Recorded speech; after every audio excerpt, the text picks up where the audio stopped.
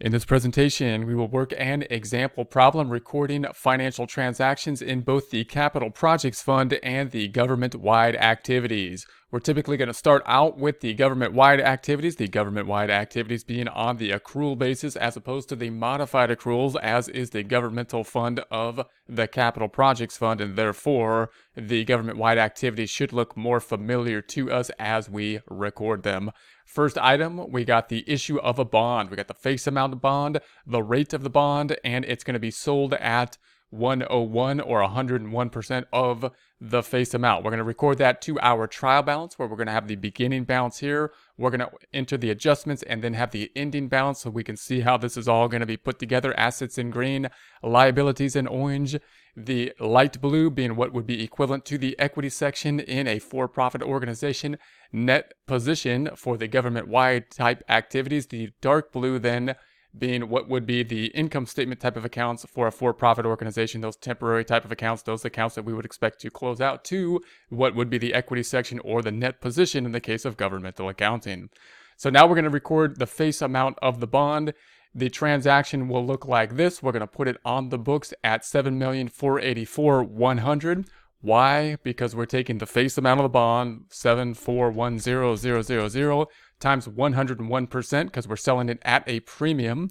So times 1.01, that's going to give us the amount of cash we're going to get. We're going to increase the cash to finance our capital project. That's why we're issuing the bond for the capital project, increasing it by the $7,484,000. We're then going to record the bond, the liability side, at the face amount of the bond, the $7,410,000, and the difference then, this number minus this number, the cash minus the bonds payable, gives us the premium amount being $74,100. If we record that out then, cash will be increasing. Here's the cash amount going up from 0 to the $7,484,100. Here's the bonds payable. It's going to go from 0 up by and to $7,410,000, and of course the premium then going from 0 up as well. This should look familiar for a normal type of recording of a bond at a premium. Now we're going to record this information into the funds. What does this look like in the fund accounting? Well, if we issued this bond in order to finance a capital project, it's going to go then into the capital project fund. We're going to have the cash is going to be increasing, but we're going to allocate the amount of cash that is for the face amount of the bond, and the difference is going to be for the financing, and we're going to assume that that's going to go to a debt service fund to handle the financing type of activity. We're not going to get into the debt service fund here. We're just going to focus in on the capital project fund and the government-wide activities. We're not going to have the bonds payable in the capital project fund because it's a short-term type of fund. It's a modified accrual basis. We're not going to have the long-term liability because we only typically have the current liabilities on the books there, and we're not going to have the premium as well because once again that would be part of the long-term liability and or something that might be tracked in the debt service type of account. We're focusing on the capital project, so what will it look like? We're going to have a debit to cash again for the face amount of the bond, not the amount of cash we got, because we're not including the amount allocated to the premium, which we're saying that that's going to go to the debt service fund in order to pay off the financing of the bond, to pay the interest related to the bond. The other side then going to other financing sources, proceeds of bonds, kind of like an income statement account. That should seem kind of funny because normally in accrual accounting, we would be crediting a liability. It seems odd that we would basically kind of almost take a loan out and credit an income statement account. But this is a modified accrual. Our goal here in the Capital Projects Fund is see the flows that are happening in order to construct whatever the capital project is. If we're making a building or a road or something like that, our goal is to track the activity, and that's why we're going to record it in other financing sources. So if we record this then, cash then debiting, debit the cash, cash is increasing. Other side then, in the dark blue areas, once again, what would be kind of like the income statement account, other financing sources, proceeds from the bonds acting like a revenue account, although it's not exactly the same as a revenue account. It's basically in the revenue account type of section. It's going up in the credit direction as revenue would and acting like revenue on what would be similar to the net income type of calculation in what would be similar to the income statement in a for-profit organization. Let's take a look at the next transaction. We're going to bounce on back to the government-wide activities. As we do so, we're going to say that we have a grant grant has been received in order to finance this capital project, this important capital project we're putting together. We got grant money. That in the government-wide activities, we're going to record as an increase to cash with a debit to cash, some type of revenue. The other side's going to be some type of revenue account because we've got the money for the capital project. We're not going to have to give it back, some type of revenue account. Transaction, if we post it then, cash then increasing. Here's the increase to cash with a debit. The other side going to revenue. We're going to put it under culture and recreation capital grants. So it's going to be a grant increasing what would be the revenue type side. Again, this should look somewhat familiar. This is kind of what we would expect in normal accrual accounting because the government-wide accounting is normal accrual accounting for the most part, although it has some kind of more strange accounts given the governmental accounts on them. What would this look like on the fund side of things? Remember, we got this grant for capital projects, therefore, we're going to put it into the capital project fund, the capital project fund on a modified accrual basis as opposed to normal accrual basis. However, this transaction is going to be looking much the same because we got cash, the other side is revenue, we got the flow happening here. It's going to look pretty much the same even though we're on the modified accrual basis. Cash is going to go up, and it's nice when we see cash affected because then we can say at least cash is cash. Cash just goes up or down, pretty clear what it's doing, and we're going to debit and credit it in accordance with pretty standard rules. The other side then here going to revenue being the other side, so cash is increasing. With the debit, we have the debit to cash, increasing that. And then the other side, going to revenue going up in the credit direction. We're going to bounce on back to the government-wide activity now. We have a cash transfer from the special revenue fund. Cash transfer from the special revenue fund for the capital project. Special revenue fund, cash going out, it's going in for the capital project. Nothing's going to happen government-wide activity. Why? It's going from one governmental type of fund to another governmental type of fund, inter-fund types of transaction. Nothing really happening on the government-wide type of activity. It would be leaving this special revenue type fund. We're not going to be recording the transactions to the special revenue fund because we're focusing on the capital project fund. But just imagine the special revenue fund. Money's going out of it to finance the capital project. Nothing happening government-wide, entity as a whole. In the capital projects fund, then what's happening? Well, cash is going up. We know that. And again, it's nice when cash goes up or down because that's pretty straightforward. No matter whether we're using accrual, modified accrual, cash basis. And then the other side is going to go to other financing sources. So it's going to be some type of a flow account. And note, with the modified accrual basis, most of the time, a lot of the time, we're going to have some other kind of account down here in the blue area in the what would be kind of like the income statement type of accounts because we're looking at the flows, the activity that's happening. So we've got this is kind of like a revenue account, acts like a revenue account in that it's going to increase what would be similar to the net income. If we then posted this, cash is going to go up. So cash is a debit. We're going to debit it to increase it.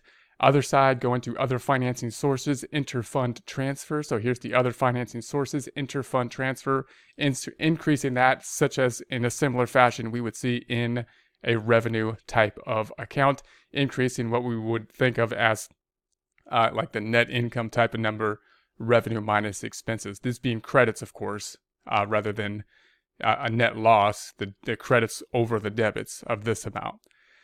Government-wide activity, back to it, we have the construction contract awarded. So we awarded a construction contract for the capital project to build the building, to build the bridge, and therefore we're imagining here that we, the government, have hired a contractor to do business to build whatever it is, the capital project that we are building. Now, in the government-wide activity, this doesn't warrant an actual transaction in terms of financial transactions, and it wouldn't for for-profit either because remember that the government-wide activity is on a normal accrual basis. Why doesn't it have a transaction? You could think of it similar to like a purchase order. It's an estimate that's basically happening. A purchase order is when we send something out to the vendor and say, hey, we would like some inventory. We haven't got it. We haven't paid for it. We're going to track the purchase order, but we're not going to record it under an accrual basis because there's no financial transaction. Same is the case when we have a contract. We sign the contract. We have a commitment, but no building has been made. No building has been started. We haven't paid anything. No financial transaction. Therefore, although it's a significant component, no financial transaction on the government-wide activity. However, in the capital project fund, we want to be transparent. We want to be able to show the fact that we have hired a contractor and put this basically in essence on the books. So when we award the construction project, we're going to have a transaction similar to the item if we were to send out, say, a purchase order and say the general fund, another fund that would be on a modified accrual basis. And we're saying, hey, I'm going to put this in encumbrances. The way I would think of encumbrances is going to be an account that is going to be a holding account until we can actually record the expenditure where we want to record it in accordance with the accrual rules or modified accrual rules. We can't put it there yet because we don't qualify yet. It's not, the timing principle hasn't happened for us to allow us to record the expenditure yet, but we want to record it somewhere so that people can see that we have assigned this out to a contractor. Therefore, we're going to use the encumbrances account. Debiting the encumbrances account, we got to put the other side somewhere. We can't put it into a payable yet because we don't owe anything yet. Nothing's happened yet.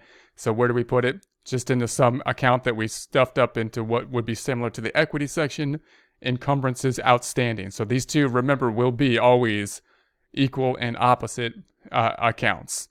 Next transaction, back to the government-wide activity, we're going to say that we have construction expenditures. So these are the things that are actually happening. We're actually building the capital project in terms of, it looks like we're building land or in a building and equipment. So we have the actual expenditures that are going to be recorded. So this is the total expenditures, and then we can allocate them out between land, building, and equipment. As we're in the capital project or in the process of construction, we're not going to put it into land, building, or equipment yet, but put it into the construction work in progress account.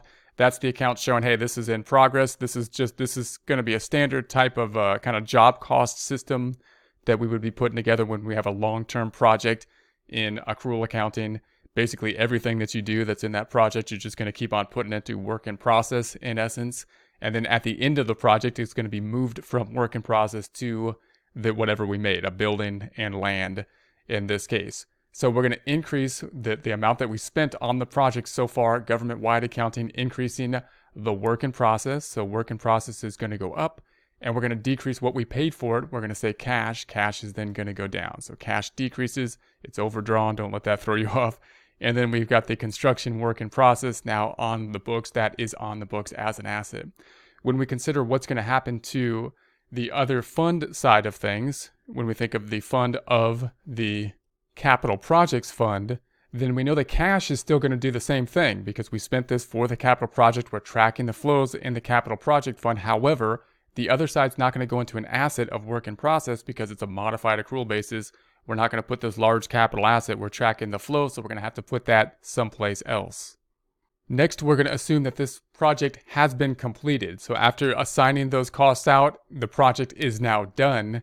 And we're going to take these costs and now say it's going to decrease the work in process, and it's going to go into what was actually made. It's going to be broken out in terms of land, building, and equipment in this format. So we're going to reduce this amount, break it out to what was made, land, building, and equipment once the project has been completed. So we're going to take the work in process, we're going to take it all the way down, reducing it to 0, putting on the books the land, the building, and the machinery. So that's going to look like this. When we record it, we're going to have the construction in progress going down. So it goes down to 0. Then we record the land, building, and machinery. Land, building, and machinery is now on the books. And now this project has been completed. What's this going to look like when we go to the fund accounting, when we go to the capital projects fund? Well, we're not going to have this account.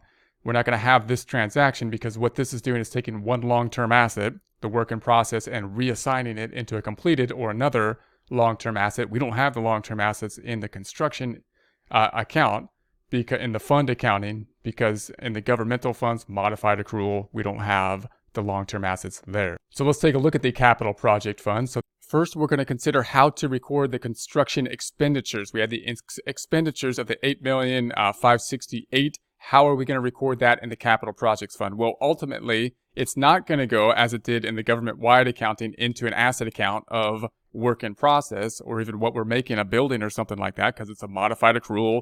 We don't have the long-term items on there. It's only going to be the current. It's going to go down here into an expenditure, but before we put it into the expenditure, we need to reverse the encumbrance being the estimate. Here's the estimate on the books. We need to reverse the estimate. Note the estimate doesn't match what the actual expenditures were. That could often be the case in a construction process. We need to reverse the estimate at what the estimate was and then put on the books the actual amount. So we're going to reverse the estimate. So we're going to just reverse what is in. Encumbrances outstanding, that's a credit. Therefore, we're going to debit it. The encumbrances, that's a debit. So we're going to credit it. If we do that, then we have the encumbrances outstanding. Here's the credit. We debit it, making it go to 0. Here's the encumbrances. So the encumbrances has a debit. We're going to credit it, making it go to 0. So we've removed those. We've reversed that. Then we're going to record the expenditure related to this item. It's going to go on the books at the $8,568,000. Once again, not as an asset, but as an expenditure, recording the activity that is happening, construction expenditure and cash going down. So we spent during the period the cash. This is going to be decreasing the cash amount. And then the other side going to the expenditure. So the expenditure then increasing. And then, of course, we don't have any transaction that's going to be adjusting from a work in process to the building accounts because we don't have the work in process or building accounts here. This is going to be the activity. Next thing we're going to do is close out the capital project fund. So the capital project fund is over. We track the activity within the capital project fund. The capital project fund then has served its purpose. Now we're going to close it out. So we're going to close out these items first, and then we'll deal with the excess cash. So how would we close out the capital project funds generally? It's the same kind of process. Everything below the blue accounts, which would be similar to the equity accounts in a for-profit organization, or the temporary or income type statement type accounts for a for-profit, are going to be closed out to what would be the equity section. So we're going to make all these accounts 0. Just remember that anytime you do this for fund accounting, the encumbrances might be an exception. You might leave those on the books. They're not here right now, so we don't have to worry about that. So if we just went through all of these and said, what do we got to do to make this 0? We'd say, okay, revenue has a credit in it, so we're going to debit revenue to make it go to 0. This has a credit, we're going to debit it to make it go to 0. This has a credit, we're going to debit it to make it go to 0. This has a debit, therefore we're going to credit it to make it go to 0. If I take the debits minus the credits, we're going to need the difference, which is going to go to what is similar to the equity account in a for-profit organization fund balance here. So this would be kind of similar to a retained earnings type account or capital account, the account we typically close the items into at the end of a time period. If we record this, then we're going to say this records here, makes it go to 0. We've got the other financing sources, records here, makes it go to 0. We've got the other financing sources once again here, makes it go to 0. And then we've got the contract expenditures credit, making it go to 0. And then the 17 going to the fund balance. And there we have it. So we're left with the closing or post-closing balance, just having assets minus liabilities. The only thing there now, cash. And then the fund balance restricted 17,000.